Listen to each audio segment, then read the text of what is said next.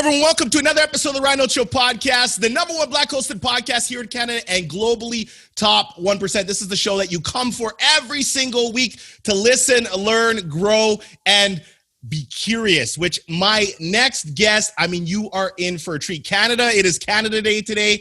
For my guest, I know, hey, Independence Day is what you guys celebrate. But Greg Hoffman is the former chief marketing officer for Nike and the author of an incredible book called Emotion by Design. Greg, welcome home, man, and welcome to the show. Hey, thanks, Ryan. It's great to be here. Just a pleasure. Looking forward to the conversation today. I love it. First thing I want to ask you, because I think it's so important, is how does it feel to put your life's work into a book and ship that book out into the world full of all kinds of crazy opinions and all kinds of stuff? Like, there's got to be that vulnerability of just putting yourself out there. How does that feel for you? Certainly, because it is your life experience, personally and professionally, and it is in some ways like one of your children, right? Absolutely. And also, if you're a perfectionist and you're just in this pursuit of trying to create the complete, story, perfection isn't necessarily possible. So at some point, you got to put the pencil down and put it out in the world. And so there's both trepidation with that, but also just excitement because I in this moment in time, I did have a sense of urgency to make sure I got this out into the world, because I do feel we live in this digital world, right? And there's maybe less emotion at play between brands and their audiences. So now is the time.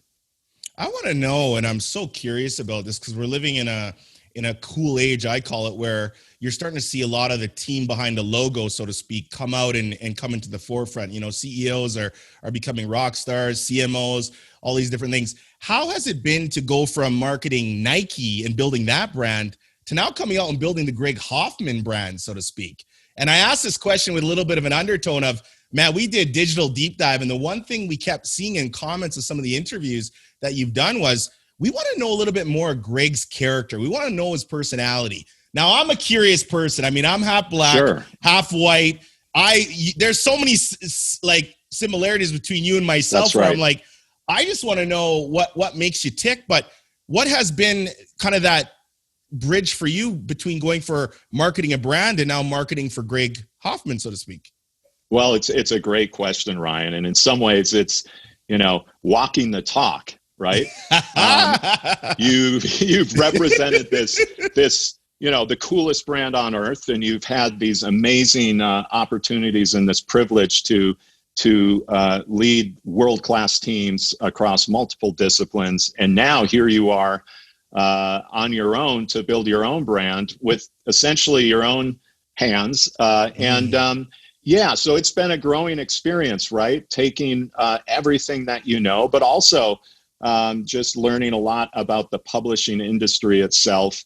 And really, Ryan, what I've been doing is what I always tried to do with the Nike brand, is make sure that the distance between, who you see or what you read is the same as reality, and that's what this journey has been. And so when we speak today, it's moving beyond maybe the caution that you sometimes have within the media, and try to come across as honest and real as possible, because I think obviously that's what my role was with the teams to create that type of relationship with the athletes and the brand, right? And come across as a human being, right? Because I think so much of what you may see today is contrived or controlled. So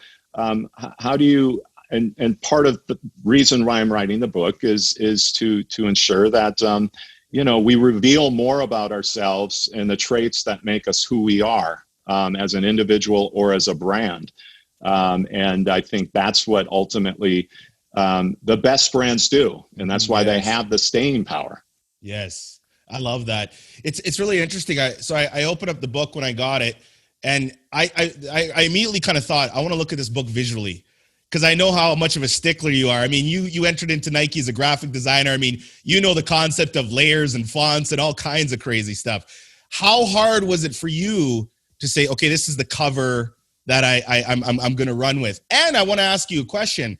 What made you leave your face off the cover? Because a lot of authors we've had on, Seth Godin, Robin Sharma, all these people, some of them, they put their face on. And I always wonder from an author standpoint, face on or face off, is it something you did debate about? We didn't debate about that. If you think about the cover here, there's an abstract image of the Air Force One. And that, yeah. And that's by design, right? Because the Air Force One was designed, the sneaker was designed in 1982. And yet here we are 40 years later, it's the #1 selling sneaker in the world. And it's also the most important and culturally relevant sneaker in terms of status, you could say, right? And it's also my first sneakers that I got. They were used when I was a 14-year-old basketball player, right? So that meant a lot to me. And it was important to create a symbol that delivers on this idea of emotional attachments between product and people, right? And so that's what I wanted to lead with.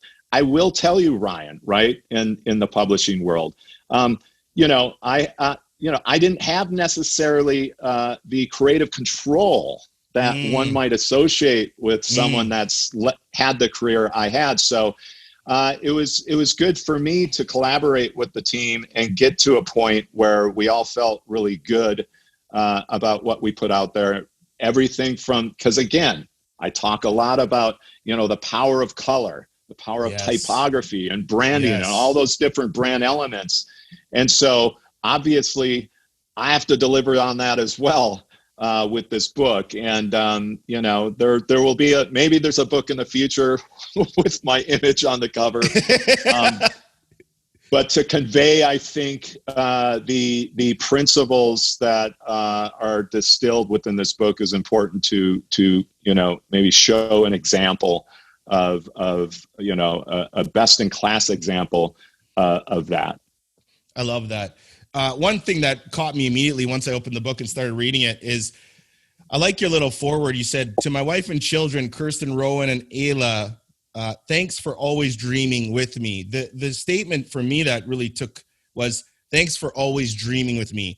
I'm of the notion, especially as a dad, I mean, my whole aspiration in life is to be the world's best dad. That's #1. But I always think that children know when their parents are not chasing and going after their dreams. I feel that in my soul. So the fact that you said, "Thanks for always dreaming with me," it just made me feel like as a family, you guys are, literally working on your dreams together. That's a big statement. Where does that come from for you? Yeah. Thanks for pointing that out. And I've always looked at our family as a team, right? We ride together, right? And from the very beginning to now, my kids have grown up, one's in college, one's just graduated college, right? But we're still a team. And, so throughout the years, we would dream about, well, where do we want to go in the world, right? And where would when we get to that destination, who would we like to meet? What would we like to see? What do we want to experience, right? And cultivating this culture within our family of curiosity and learning, right? And I think that created, stronger connections between us. And also this idea of, I also always say complacency is the enemy of creativity and really daydreaming, right?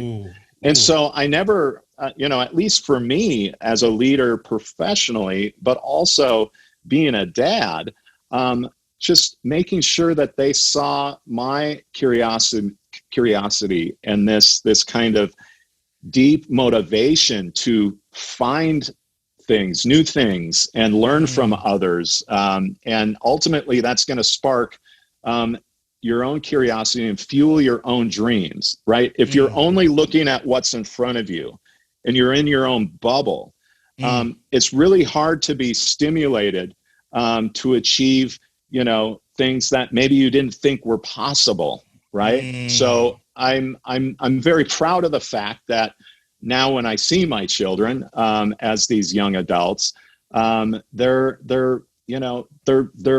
always also looking outward, right? And having a worldview. It's back to this idea of empathy, which I think the world needs so much of right now. It's really interesting because I'm such a, one thing I never ever want to let go is my little boy. And I always say, I want to be a big kid always, because I love the way kids approach everything with curiosity. When you look at somebody who's adulting, I call it adulting a little too hard. They walk into a room, they go right to their table, and they don't even look around. They just go straight ahead. Whereas kids, they're like, oh my gosh, mom, dad, look at the colors, look at the wall, look at everything there. And that's where you're getting that curiosity. But I always like to say education is inoculation against obscurity. And I feel like in marketing and branding, we're always fighting obscurity because in some senses we are day trading people's attention. And I think my question to you is, what would be the difference? What is the difference between marketing versus branding? Because I think people get them very confused and often intertwine them. What would be your answer to the difference between marketing and branding? Well, to me, branding is the pursuit of creating an impression in the consumer's mind, right? And it's set in a positive associations about your brand in the audience's mind. Marketing are the activities, right, that you're managing and driving to achieve that positive, distinctive impression, and try to spark a level of affinity for your brand. And which in this day and age, with so much competition for the audience's heart and mind and soul, you really have to be extra diligent on both the art and the science of your marketing practices, right? So, and I teach branding at the University of Oregon's Graduate School of Business. And these are future general managers, right, who aren't necessarily pursuing a degree in marketing. But my point up front is that, we are going to, look at how we satisfy the rational needs of an audience and the emotional side. And even though you don't think you're creative, I guarantee you will be exercising your creativity to achieve, the level of brand resonance that we all seek with our audiences. It's interesting. How do you, in your opinion, especially with Nike, doing so great on the branding side of things, you see a lot of companies come out there and they do this great job on the branding side, and everything they've earned in terms of trust and awareness and all these things that branding can really establish, they turn around and smack their customer in the head with just terrible marketing.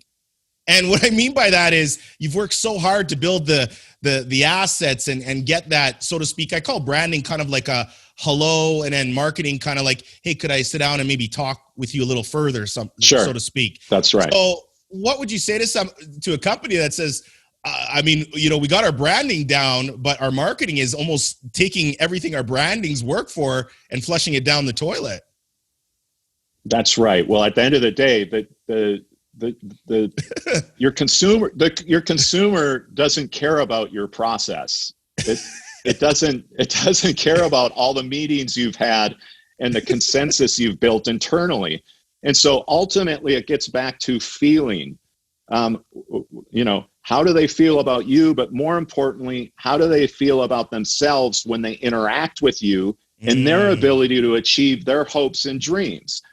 And that's what your marketing is supposed to be serving, their hopes and dreams. And to your point, you could have the best plan in the world, but if your execution is subpar, and they don't see the meaning within that, either from a utility standpoint or just the emotional value, they'll go off and engage with someone else. So you're exactly right. It's always a balance, right?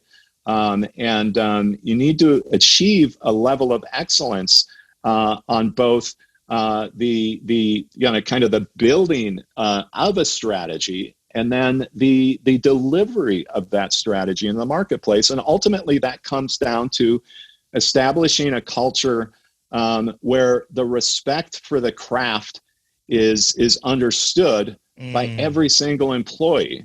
And that's why when you engage with a brand like Apple, everyone, all the hundreds of thousands of employees around the world know what time it is in terms of obsessing the details, right? Whether it is an ad or a packaging or the in-store displays, everything has gone through a level of rigor, and everybody respects that. And it's harder to achieve than one might think. But when you achieve that level of commitment to the craft internally within your culture, whether you're a business of 2 people or 2,000, then to your point, you will ultimately achieve a higher batting average with the marketing execution that you put out into the world.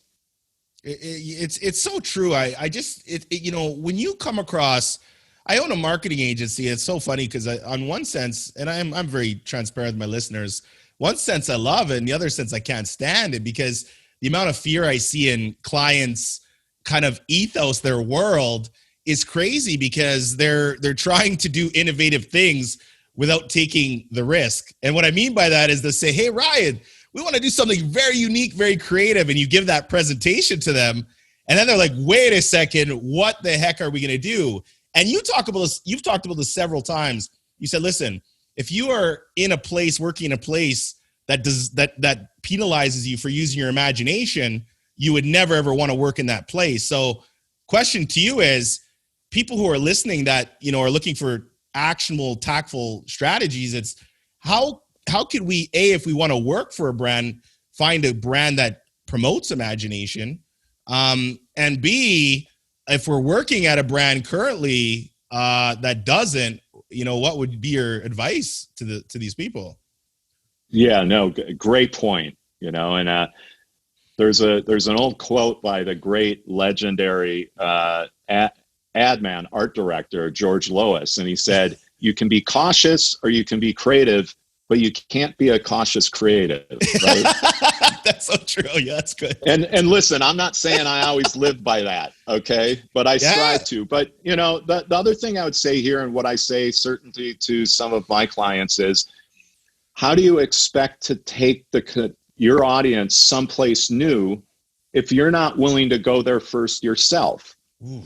Quite frankly, it's impossible, right? I think that's what some of the greatest innovators in the world have done, is they've gone to that place first and then created an invitation for their consumers to be a part of that movement, right? Steve Jobs, Elon Musk, Phil Knight, right?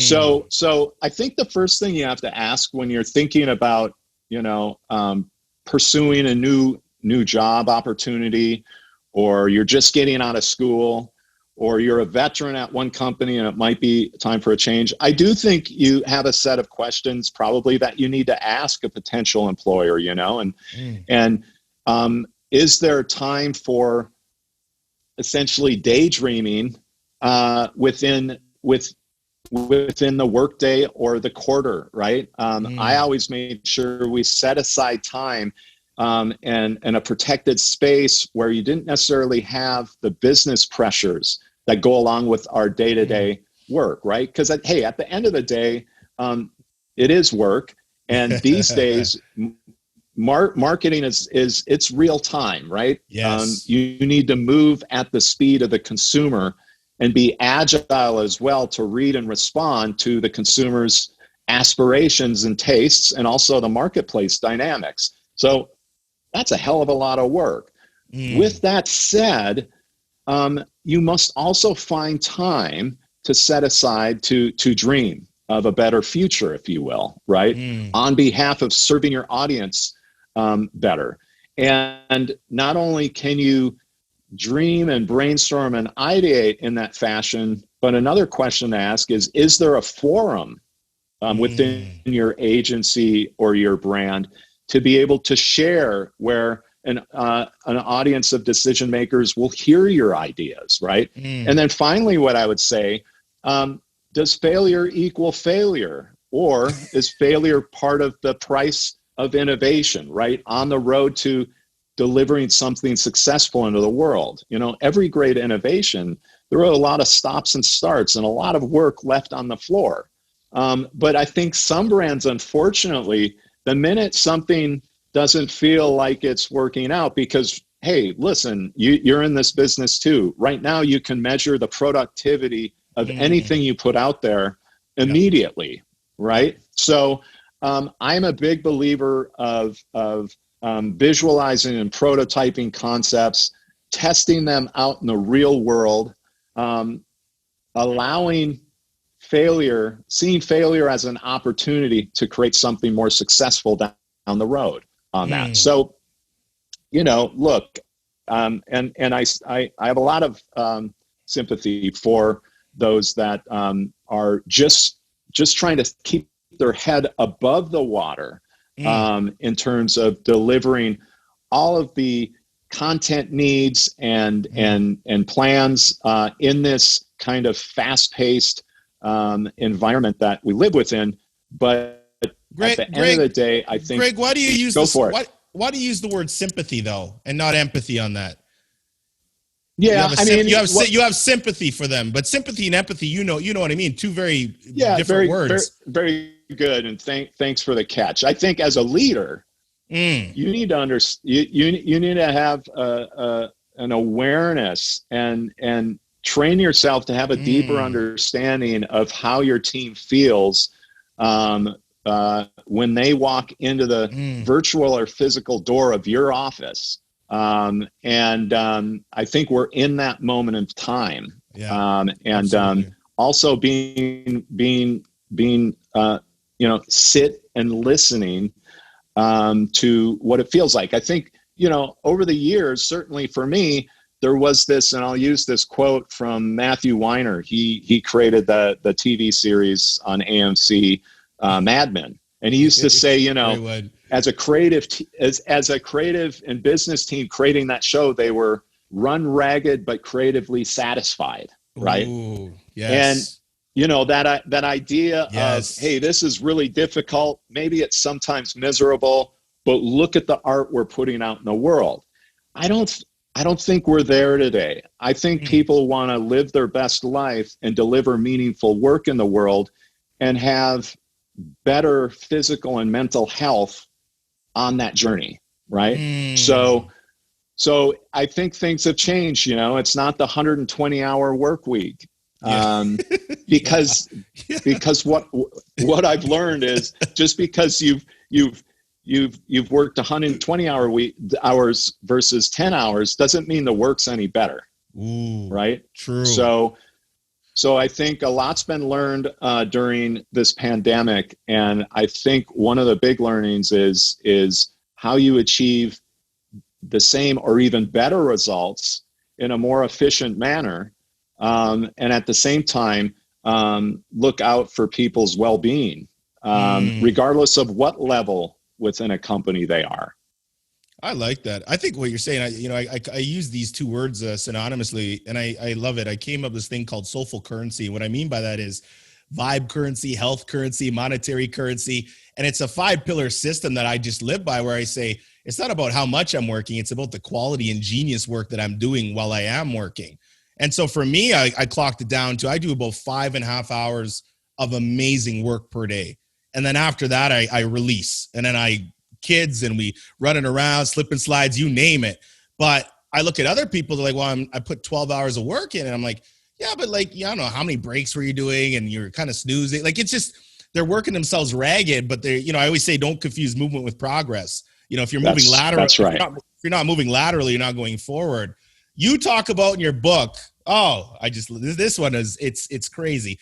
The picture in the frame, making sure the frame never outshines the picture. I feel like that one statement is like branding and marketing and everything all summed up. Because I just feel like if you can achieve what you were talking about, I think it's the hardest thing. Can you elaborate to our audience what exactly you mean by that? Absolutely. I always looked at the frame of your brand as your brand identity, right? It's the visual identifiers of your brand. So if it's Nike, obviously it's things like the swoosh, it's the color, the Nike orange, the Futura typeface, right? That was so prevalent over the years. These are your signatures, right? These are the validators of what's in the center of the picture frame, which is the story, of the brand, your product, your services, right? What's in the center ultimately is what engages the consumer on an emotional level in that moment, and that's why I use that incredible image of Michael Jordan from the Michael Jordan Wings poster, right? Because at the end of the day, it's looking into his eyes, and with that William Blake quote underneath his image that says, "No bird soars too high if he soars with his own wings." That's the focus you want. Now, the white space, the choice of typography, the fact that you shot the photo in black and white, and you use the particular ratio for the size of the poster, that's the frame. But make sure the frame never outshines the picture, because the picture is ultimately the story you're trying to tell. But a weak brand foundation or brand identity or brand frame creates somewhat of an unstable or wobbly platform for your picture to shine, right? So it's just maybe a poetic way of just talking about the importance of both your brand look and your brand voice. And ultimately, just like you, Ryan, I mean, the picture is you and your personality and your voice coming through. And that backdrop you have of all the important, signals and elements that have meaning to you is the frame that you sit on. And I think that gives you power. It empowers you to tell a stronger story. Absolutely. There's have you heard of a movie producer named Will Packard? I have not. He works in cohorts with Tyler Perry and put out so many different movies. Yeah. He was doing an interview though, and he said, I think everybody in their house should have something called an "I am enough" wall.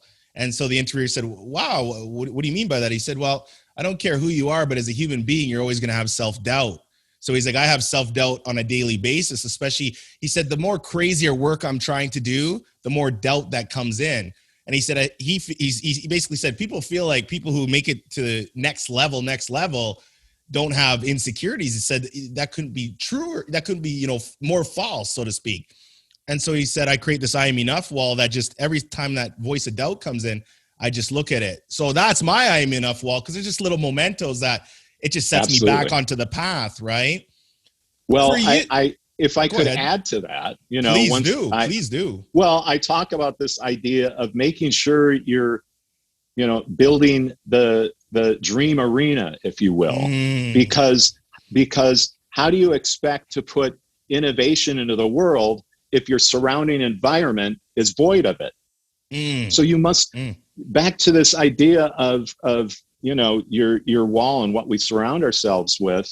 I think it's really important as reminders of your superpower, and what you bring to the table. And I think we need those signals because, of course, we all have self-doubt. We all experience imposter syndrome.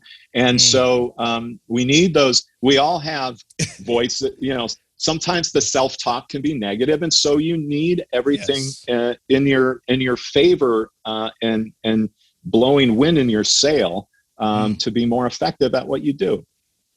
I love that. I want to ask you, if Greg Hoffman's getting introduced on a stage to go and rock the house to 10,000 people that just want to hear what you have to say, and they say, "Greg, what is the brand song, aka your theme song, that you want us to introduce you to today?" What would be your brand song? Oh man, you're putting me on the spot on this. Wow. I have to, because when you go to an event or anything like that, you talked about it, the colors, but the music, the smell, these things all come into the experience of what we're gonna do. When you see a great movie, they drop the music and all of a sudden it gets low and you're like, whoa. Well, the last in your eye. the last keynote I did, virtual keynote. and I requested "What's Going On" by Marvin Gaye. Ooh. Because I talk because hot dang. Oftentimes I'm talking about, using your creativity to create emotional engagement with your audiences, so they come on this journey with you to change the world for the better. And so part of that is making sure people can feel it in their soul. And so I think, obviously, someone like Marvin Gaye and the themes he sang about, I think spoke to that, because he reached into people's hearts, right? And moved them. And some of the topics were quite serious. And these are serious times that we're in. And so that's just one example. But I'll tell you, Ryan, I am one of those people where, each month it's like, this is the best movie I've ever seen. This is the greatest song, and part of that is just always seeking these inputs, right? And people are like, well, didn't you say that 2 months ago? That was the best song? So it does fit into this constant need for next, but also respecting the past and the legends, right? And just trying to soak in as much inspiration as I can. You've talked about the dangers of playing with the fact that, as somebody who's ambitious and always seeking growth, as you're saying, where I could ask you one question a month from now and your answer might be a little different depending on what you've taken in terms of creativity. You talk a lot about not having a finish line, and you're like, listen, sometimes when we go to those high goals, then you get there and you're like, okay, now what? And, it's kind of interesting because I like to ask the question, I mean, how can we be extremely ambitious, take action to get to our goals, then get to the goal and be people that say, okay, we're done. Like that, those kind of people just are never like that. You sell a company, you're like, okay, let's start a new one. So for you, how does that finish line look to you? And how do you how do you cope with living with that kind of personality on a day-to-day basis where, I'm always going to be ambitious and always trying to set the bar? Yeah, it's a great question. And, as I wrote this book and it was nearing completion, right? And I always found something that I felt could be better, right? And the publisher, editor, great man, and he had a great quote. He just said, Greg, put the pie on the shelf and let it cool. You will drive yourself mad on that. Absolutely. Because to your point, there is no finish line. It will not be perfect. That's the whole point. It's very rare to ask a movie director or an artist or a marketer to look back on any work that's been held up as the gold standard.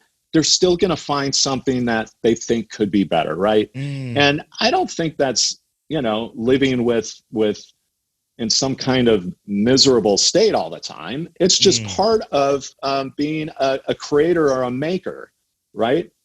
Whether it's driving a marketing business and a podcast, or someone owns a hardware store, or this person designs cars, right? It's that kind of creator's mindset of never being idle, never being complacent.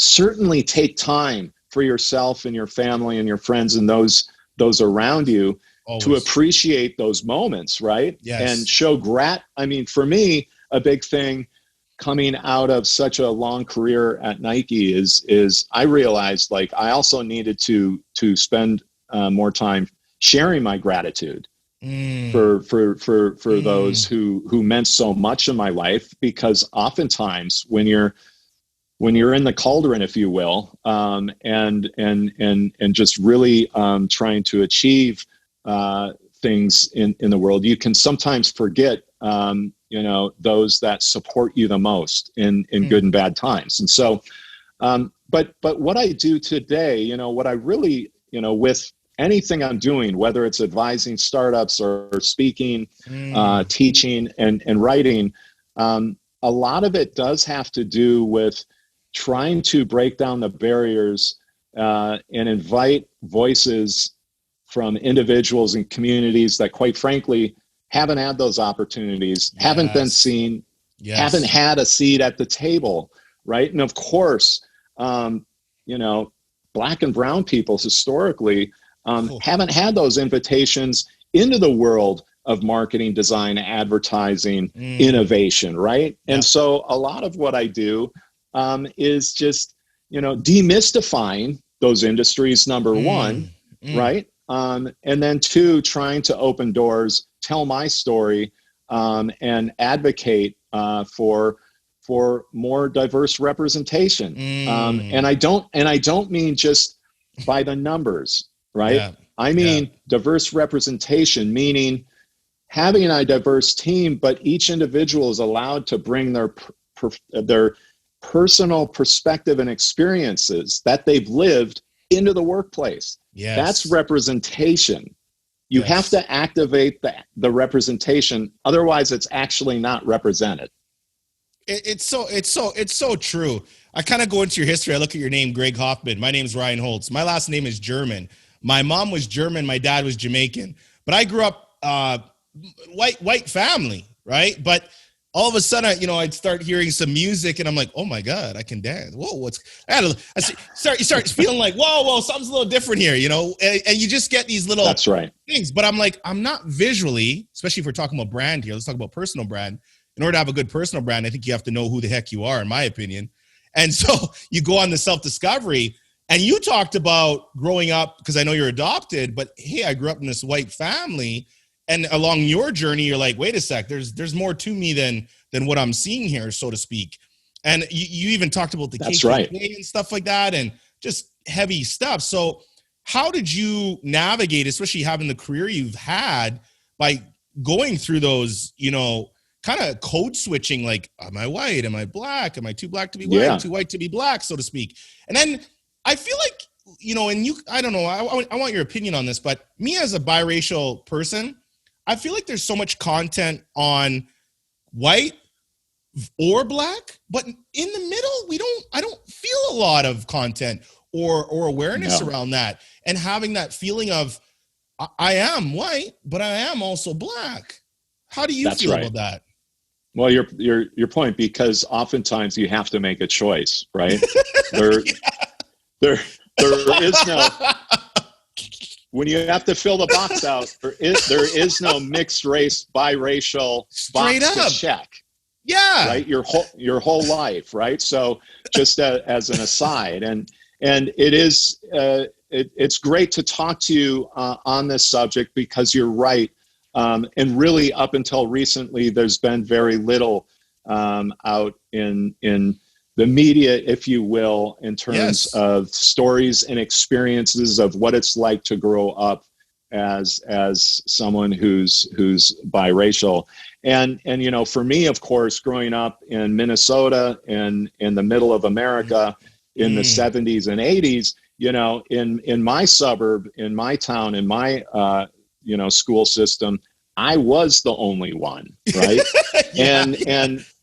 Right. And early on, you're identified by certain classmates in the worst way possible, right? Yeah. In the most racist ways possible. And so you kind of grow up being identified as black, but yet you're living in a white family. Okay. Yes. Now, for me,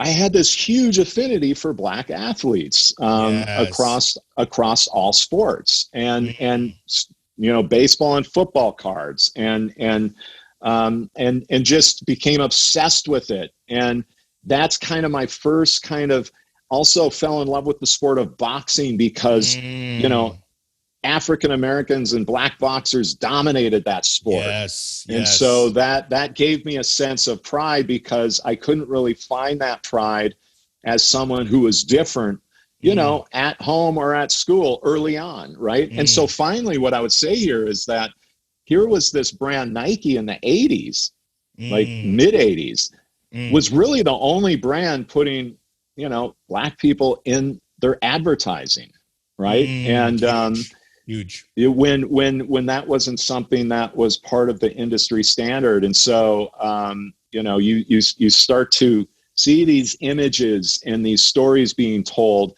and it gives you back to that idea of giving you a strong sense of identity and self. And so that's just maybe commentary on those early days. And of course, over time, I started to dive deeper and on those themes, right? And was able to, I think, had the good fortune to work at a brand right out of the gates, where, I mean, right into the company, I'm working on, Black History Month posters and just things that, went beyond just selling products, right? Having something to say. What I find what's interesting too is that you took on football, European football, and you were willing to take some of the work that everybody else was like, no, I don't want to touch this. And, in some senses, which again, people who are listening, it's like, you have to understand, like, opportunities come. There's a saying I do like to a degree. It says, people have to understand an opportunity that it's still an opportunity, even though it might not be attached to a paycheck. Meaning there's some things in life that it's not going to give you the upfront, boom, boom, boom, boom, boom, but you got to be able to see through that and say, is this something that could take me or get me closer to, said goal, right? That's right. What can you make out of something that no one else wants to participate in? Yeah.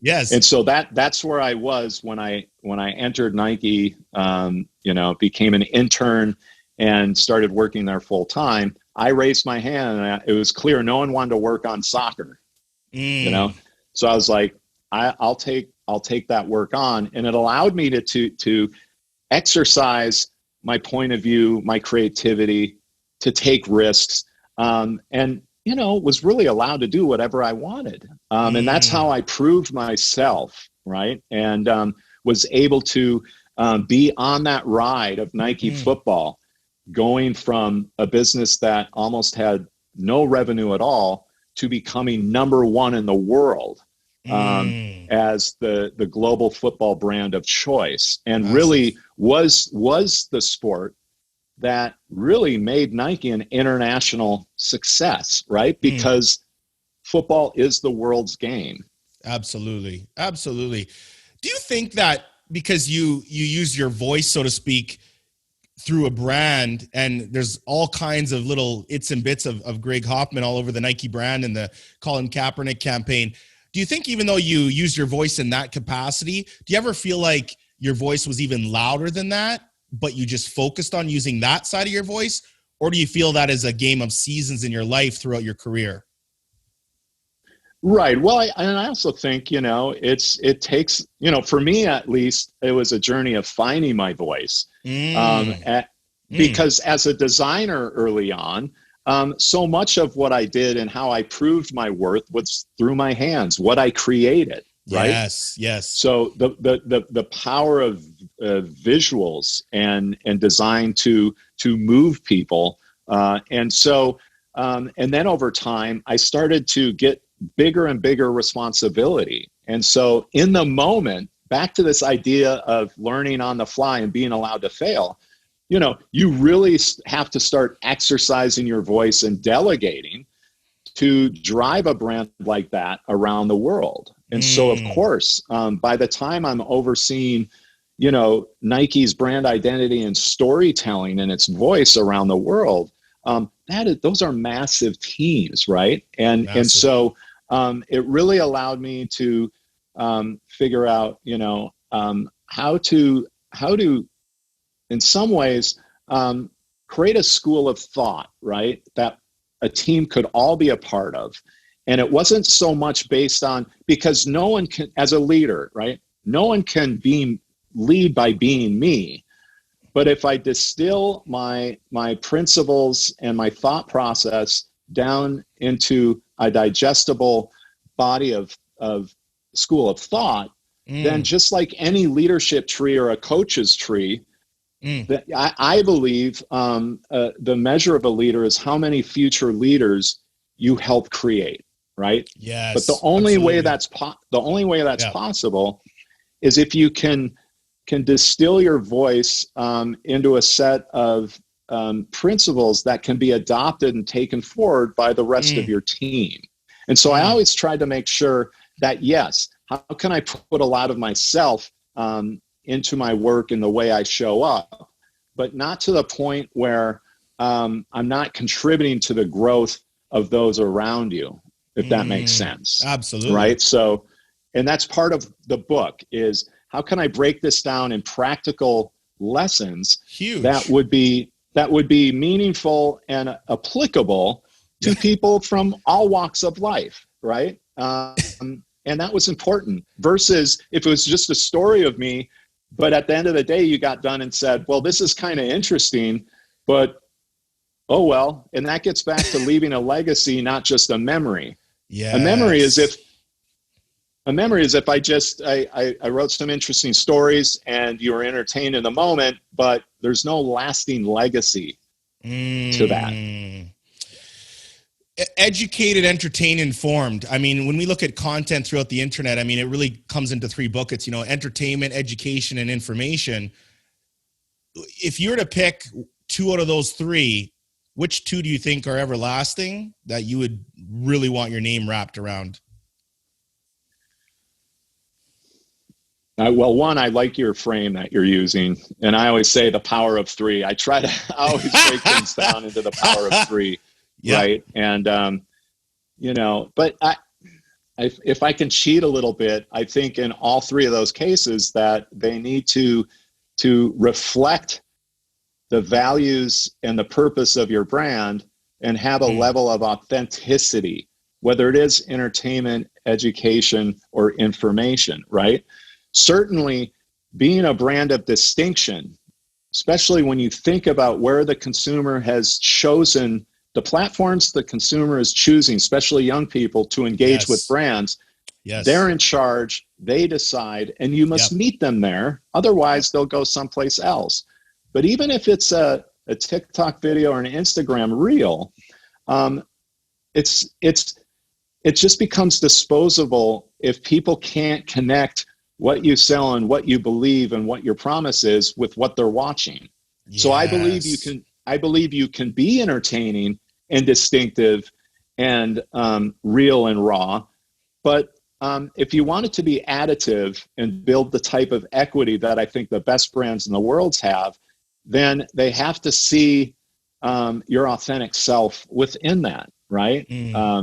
On that. And maybe the last thing I would say on that is, because we did a lot of this, right? And we were always trying to find that balance between something that was both functional, was stylish, and also had that emotional component. But if something looks great but doesn't function really well, it's just going to gather dust.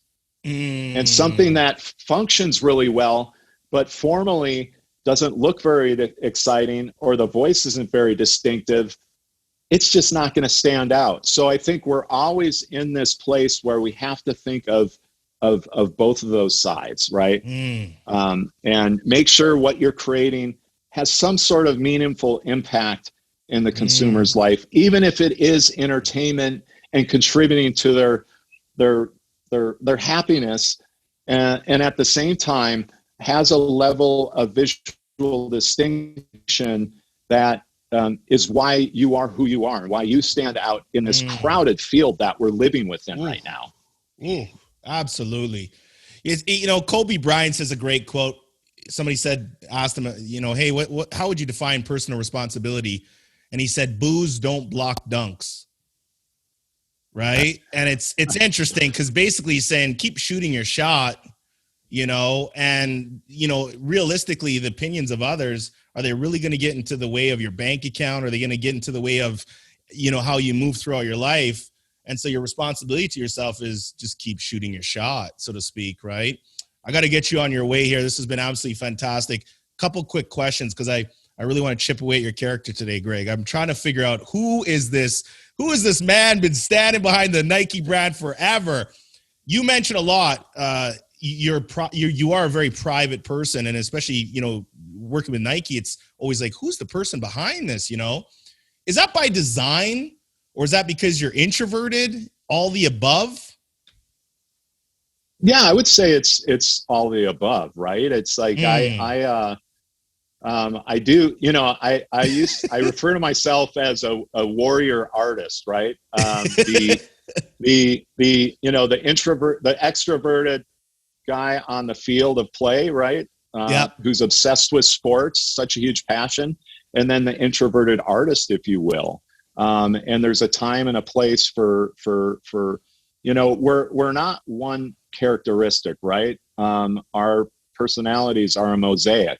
And so it's just when I'm comfortable expressing the different dimensions of myself, just like the brand. And Nike has always been a brand that lets its products and services and stories do the talking, right? Yes. And that's why it wasn't obsessed with having external facing leaders out in the world, out in the media, right? And I think there's an appreciation for that, and the maybe a little bit of the mystique, I think, is good for brands, and quite frankly can be good for people on that. With that said, I think I'm very external with what I'm passionate about. Obviously, anyone who's kind of engaged with me personally or through social media knows I do live a lifestyle of design. I don't shut it off. It's part of every aspect of my life, whether it's what I eat or where I eat, what architecture I love, what I get from nature, right? And I'm very much about inspiring people to get outside themselves, right? And make sure that just like the most curious individual I ever met in my life was Kobe Bryant, right? Was the master at finding inspiration in the world outside of basketball and sharing it with us in the meeting room. And that's what made us all better, is his generosity with his curiosity. And so yeah, and what I will say is what this book has done, and all the kind of the conversations I've had around it, is it has allowed me to share my story and a bit more about myself. In some cases on a national or global stage, which is interesting, right? Sometimes, Ryan, it's even more comfortable coming on a show like yours and having this conversation than it might be just being at a store talking to a total stranger. Of course. Second last question. I'm going to say 2 words, and I want you immediately to tell me what you think, what goes in your head. What's your response? Brand life. Details matter. Ooh, I love that. Last question, my friend, and I ask, and you can plug and tell everybody what you got going on. We're going to put it all in the show notes and everything, but I always like to ask, what can I do for you? Well, I appreciate that. I mean, you can continue. Look, you practice emotion by design every day, because I do. Because I can tell that your purpose is to serve the needs of your audience and inspire them to look within themselves and unleash their own talents and superpowers to achieve the best version of themselves. And so this idea of emotion by design just means be intentional.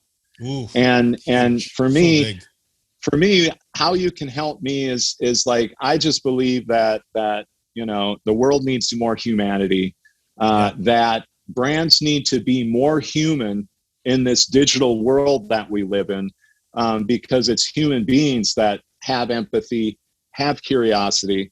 Human beings are the ones that dream, and human beings are the ones that leave legacies. So let's leave a legacy we can be proud of. I love that. I love that. Everybody always says about the business to business, and you hear the terms B2B, B2C. I always say we're H to H, man. We're humans to humans, at the end of the day. And that's something we got to take. Where can everybody find out all things Greg Hoffman, all your design of life? And I notice no matter what you're wearing though, and maybe it's just the pictures you're posting, you like your dark gray, maybe a little beige in there, but there's always some Jordan 1s to on your feet. I mean, that's it's like a staple piece for you, and I know it's intentional. Jordan 1, it goes, so my top 3 Jordans are Jordan 3. Oh. Jordan 3s are, to me, the greatest sneaker that's ever been designed. I got a Jordan 3 right here for you, my friend, right back there, behind Done. the little one. I love it. Jordan 3, then the Jordan 11. Yeah. Which could be worn with a suit or a tux. Okay. Ooh, so true. And then of course the classic Jordan 1. And it's very 95% of the time, if you see me out in the wild, I am wearing Jordans. No question. Straight up. Yeah. Because of what that brand means to me, right? Oh. And so where can you find number one, the book is available on all digital platforms, right? Amazon, your digital platform of choice, and it's also carried in bricks and mortar stores as well. And for my friends in Canada, you're looking at the book that's available right there, Emotion by Design. And then, feel free to follow me on LinkedIn or on my Instagram handle at ghoff70. And, give me a shout out there. But it's just been an absolute pleasure with you, Ryan. I feel we could talk for another hour easily, just about our own upbringing. I said to my team, I said, I really want to vibe with Greg, because Greg's like this. I don't know. You look so damn young. I couldn't even take a stab at your age, but I'm like, he's either like a close-aged uncle, a distant cousin, or because I could just talk to you about stuff completely unrelated to any of this, because I'm like, oh my gosh, it's so nice to see. Oh my gosh, just to see you, it brings me joy, my man. And you're talking about having that relatability, so to speak. Yeah, no, and it's something you feel immediately, right? Of course. I feel your energy, and maybe we can circle back at some point. So I'm sure we will, and I appreciate that. We're so glad you enjoyed this episode of the Ryan Holtz Show podcast. Please don't forget to smash that 5-star review, as Team Holtz will love you for it. Also, say hi to Ryan anywhere on social media using the handle at RyanHoltz1. That's RyanHoltz1. And if you or your business is looking to expand your brand, book a brand jam with Ryan using the link in the show notes.